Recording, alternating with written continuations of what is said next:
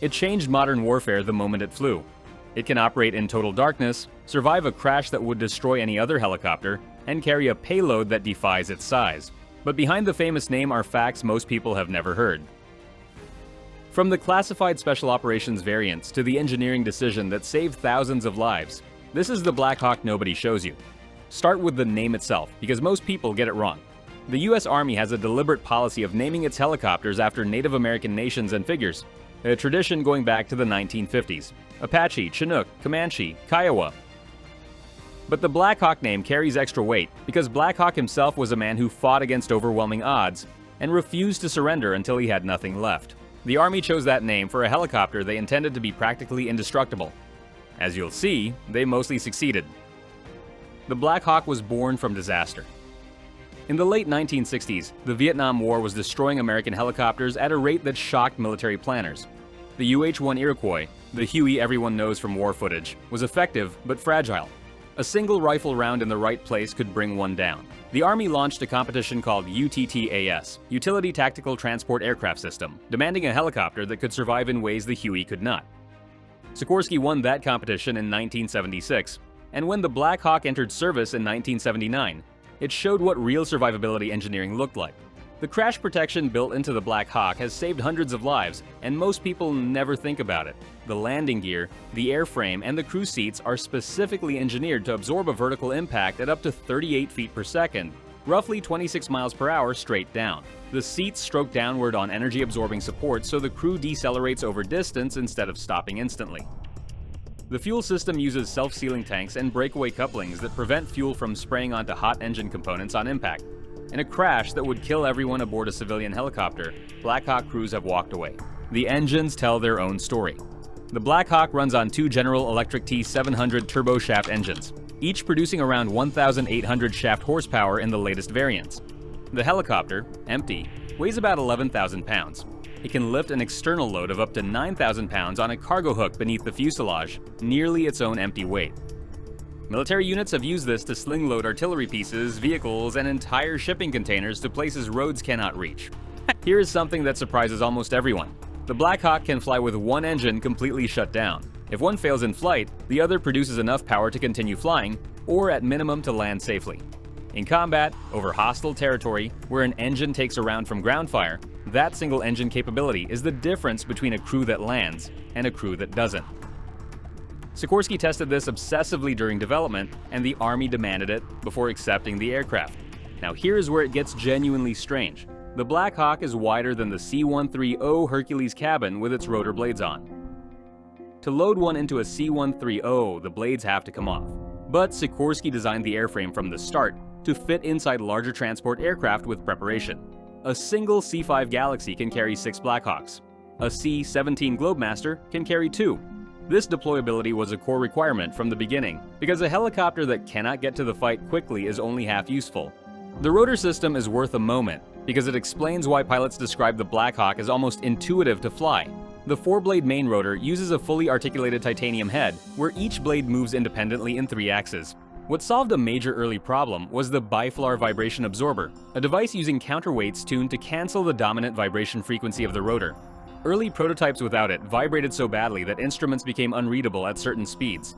The absorber reduced cockpit vibration by something approaching 90%, and that fix is a large part of why the aircraft became so controllable in conditions that would push other helicopters to their limits. The night vision capability of the Black Hawk goes further than most people realize. Modern variants carry forward-looking infrared systems, terrain-following radar, and NVG-compatible cockpits. But the classified story goes further. The 161st Special Operations Aviation Regiment, the Night Stalkers, operates a modified variant with stealth features and noise reduction that were not publicly known until 2011, when one crashed in Osama bin Laden's compound in Abbottabad. The tail section left behind showed a modified rotor hub and radar-absorbent panels no one had seen before.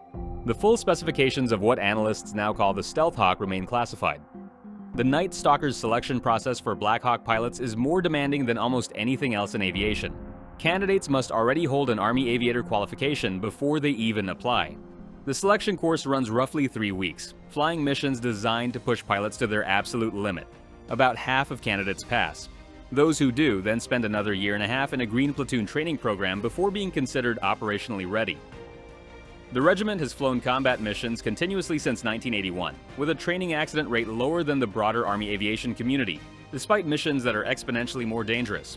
The Black Hawk has been exported to more than 30 countries, which means it has fought on almost every side of almost every conflict since 1980. Saudi Arabia, Taiwan, Colombia, Mexico, Japan, Australia. Each country gets a slightly different configuration depending on what the US government approves for export, which means there are versions of the Black Hawk flying right now with equipment packages that are publicly unknown. If you have found this useful and want more content like this, subscribe right now and hit the bell. We cover the machines and programs most channels never go near. The medical evacuation version, the HH-60, has saved a number that the Army has never fully published, but researchers and journalists put it above 3,000 lives in Iraq and Afghanistan between 2001 and 2014 alone. The HH-60 can carry 4 litter patients and 2 seated casualties simultaneously with 2 medics working in flight. It carries onboard oxygen systems and lighting suitable for trauma care. Trauma surgeons have described receiving patients who survived injuries that were unsurvivable in previous wars, specifically because the Black Hawk got them to a surgical team within the golden hour. There is a variant called the H-60G Pave Hawk that conducted rescue operations in Afghanistan at altitudes approaching 14,000 feet, where most helicopters cannot generate enough rotor lift to hover. Crews dealt with this by flying in the early morning hours when the air is coldest and densest, stripping the aircraft to minimum weight, and flying techniques that push the airframe to the edge of its envelope. Some of those missions remain classified because of who was rescued and how. A fact almost no civilian knows. The HH-60 and MH-60 variants can be air refueled in flight by a fixed wing tanker through a probe mounted on the right side of the nose. The procedure involves flying in close formation with an HC-130 tanker and guiding the probe into a drogue basket, roughly the size of a garbage can lid, while both aircraft move near the helicopter's upper speed limit. Pilots describe it as one of the hardest skills in aviation.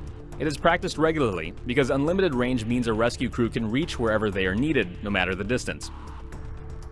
The naval variant, the SH-60 Seahawk, shares enough components with the Black Hawk to exchange spare parts in the field, but is different enough to almost be a separate aircraft. It folds its tail and rotor blades for shipboard storage. It carries sonobuoys, a dipping sonar, anti-ship missiles, and torpedoes. The Navy has operated Seahawks from carriers, destroyers, cruisers, and frigates. In some fleet configurations, the Seahawk is the primary anti-submarine weapon of the entire surface group. 2 Black Hawks were shot down in Mogadishu, Somalia in 1993, and the incident documented in Black Hawk Down is still studied in military academies. What the film captures, and what analysts still return to, is that after 2 aircraft were destroyed by rocket-propelled grenades, the crews of other Black Hawks continued flying into the same fire to attempt rescues. The pilots that night received multiple Distinguished Service Crosses, and 2 Medals of Honor were awarded for actions on the ground. The cost of a single Black Hawk in current production runs approximately $21 million per airframe. The Army has calculated that the total cost per flight hour, including maintenance, fuel, crew training, and depot overhauls, is lower than the Huey it replaced, adjusted for inflation. The reason is reliability. The T-700 engine has a mean time between failures measured in thousands of hours. Helicopters that do not break down are cheaper to operate than helicopters that are cheaper to buy. One of the strangest operational uses came during counter-narcotics operations in Central and South America throughout the 1990s and 2000s. Modified Black Hawks with extended fuel tanks, suppressed exhausts, and sensor packages tracked drug trafficking aircraft and convoys at night, flying without lights, navigating entirely on night vision equipment at very low altitude over jungle and mountain terrain. Some modification packages were developed in coordination with agencies whose involvement has never been officially confirmed. The Black Hawk has been in continuous production since 1978, over 4,000 built, making it one of the longest-running military helicopter production runs in history. The Army is evaluating completely new designs through the Future Long-Range Assault Aircraft program, which may eventually replace it in the assault role. But military programs run on decade-long timelines, and the newest Black Hawks leaving the production line today will still be flying in 2050. A helicopter designed in the early 1970s will be in active military service for roughly 80 years. That does not happen because a program had a good budget. It happens because the original design solved the problem so completely that half a century of alternatives kept pointing back to the same answer.